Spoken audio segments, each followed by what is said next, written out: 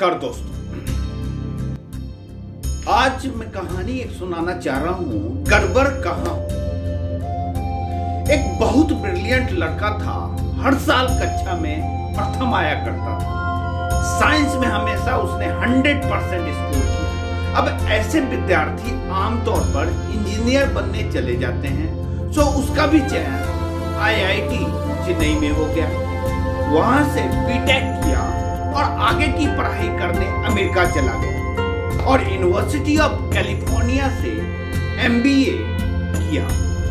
अब इतना पढ़ने के बाद तो अच्छी नौकरी मिल ही जाती है, तो उसने वहां भी हमेशा टॉप किया। वही नौकरी करने लगा।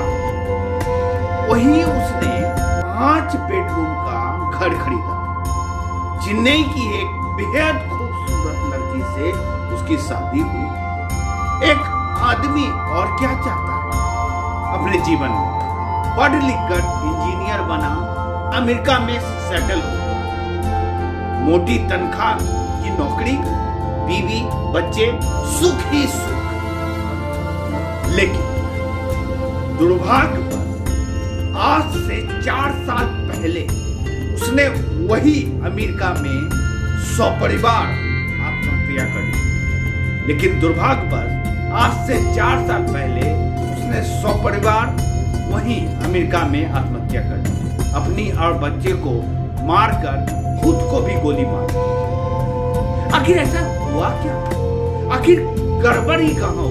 ये कदम उठाने से पहले उसने बाकायदा अपनी पत्नी से चर्चा की, फिर एक लंबा सुसाइड नोट लिखा और उसमें बाकायदा अपने इस कदम को जस्टिफाई किया और यहां तक लिखा कि यही सबसे श्रेष्ठ रास्ता था इन परिस्थितियों में।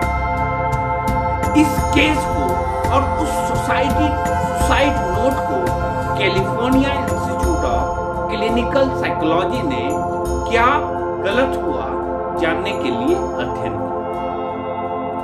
उस व्यक्ति के मित्रों से पूछताछ की गई। छानबीन से पता चला कि अमेरिका की आर्थिक मंदी में उसकी नौकरी चली गई। बहुत दिन खाली बैठा रहा, नौकरियां ढूंढते रहे, फिर कम तनख्वाह पर काम करने को तैयार हुआ। फिर भी जब नौकरी नहीं मिली तो मकान की किस्त भी नहीं भर पाई और सड़क पर आने की नौबत आ गई। बताते हैं कुछ दिन किसी पेट्रोल पंप पर उसने तेल भरा। साल भर ये सब बर्दाश्त किया और फिर पति पत्नी ने अंत में खुदकुशी कर। इस अध्ययन का विशेषज्ञों द्वारा निष्कर्ष निकाला गया कि उस आदमी को सफलता के लिए तैयार किया गया। इस अध्ययन का विशेषज्ञों द्वारा निष्कर्ष निकाला गया कि उस आदमी को सफलता के लिए तैयार किया गया था, उसे असफलता के लिए कभी भी तैयार नहीं किया गया था। उसे जीवन में ये नहीं सिखाया गया कि असफलता का सामना कैसे किया जाए। अब उसके जीवन पर शुरू से नजर डालते हैं। बच्चा पढ़ने में बहुत तेज था, हमेशा प्रथम आता था। एक होशियार बच्चा अगर कोई गलती कर देता है तो माँ बाप सोचते हैं कोई बड़ा गुनाह हो गया है।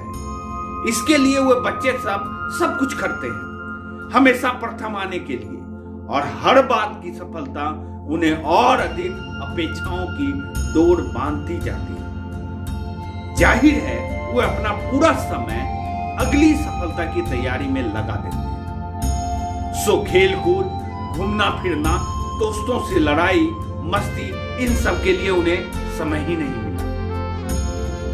12वीं पास की तो इंजीनियरिंग कॉलेज का बोझ लग गया उस पर। वहां से निकला तो MBA और अभी पढ़ ही रहे थे कि मोटी तनख्वाह की नौकरी।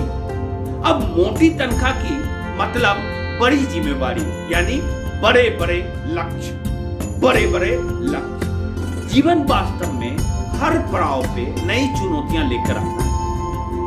जीवन वास्तव में हर पड़ाव पे नई चुनौतियां लेके आता है और हमारी स्कूल और कॉलेज की डिग्रियां और मार्कशीट सारी चुनौतियों को स्वीकार करने की क्षमता नहीं रखती। वहां हमें हमारी क्लास में कितने नंबर मिले इससे कोई फर्क नहीं पड़ता। जीवन की परीक्षाओं के प्रश्न किताबों में नहीं मिलते हैं। It is out of syllabus. जीवन की परीक्षाओं के प्रश्न किताबों में नहीं मिलते, it is out of syllabus. तो फिर हल वहां कैसे मिलेगा?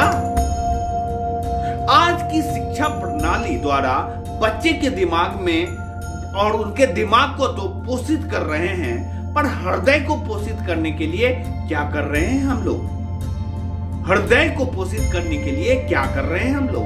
क्योंकि जीवन रूपी नैया को पार करने के लिए जो धैर्य, दयालुता, करुणा, सहनशक्ति, प्रेम और साहस की जरूरत होती है, वो बीज तो हृदय में है।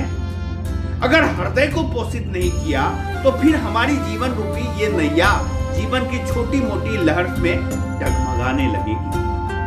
हर परिस्थितियों को खुशी खुशी धैर्य के साथ स्वीकार करने की क्षमता और उस परिस्थिति को उबारने का ज्ञान, इन सबों का विवेक जगाना होगा। इसे ही ब्रह्म विद्या नाम से शास्त्रों और ग्रंथों में गाया गया है, जिसे पढ़ना अब सांप्रदायिक माने जाने लगा है। जिसे पढ़ना अब सांप्रदायिक माने जाने लगा है। आत्मबोध को प्राप्त व्यक्ति ही राम की तरह राज्याभिषेक के दिन खुशी खुशी वन गमन को तैयार हो जाता है। जब हृदय संतुष्ट हो तो मन अंतर्दृष्टि, स्पष्टता और विवेक प्राप्त करता है। जय हिंद, जय भारत।